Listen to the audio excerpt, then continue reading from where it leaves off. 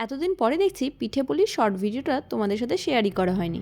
যাই হোক, গিয়ে নিয়ে দেখলাম এখানে অলরেডি সব কিছু স্টার্ট হয়ে গেছে। আগে কিন্তু সব পিঠে পুলি আমাদের এই দিদাই বানাতো, আর আমরা ছিলাম সবাই হেল্পার।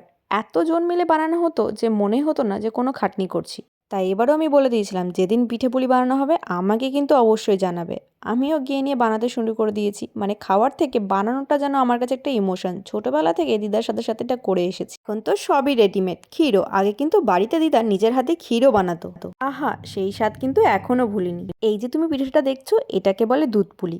আর আগে তো একই দিনে আরও অনেক রকমের পিঠে করা হতো। দুধ পুলি, চন্দন পাটারি, মুগের পুলি, পাটিসাপটা, জল পিঠে, আরও অনেক কিছু। আজকে হচ্ছে শুধু দুধ পুলি আর পাটিসাপটা। তো দেখতেই পাচ্ছ সব কিছু হয়ে গেছে, এখন এটাকে জাস্ট দুধে দিতে হবে। আর এদিকে আমাদের পাটিসাপটাও কিন্তু রেডি।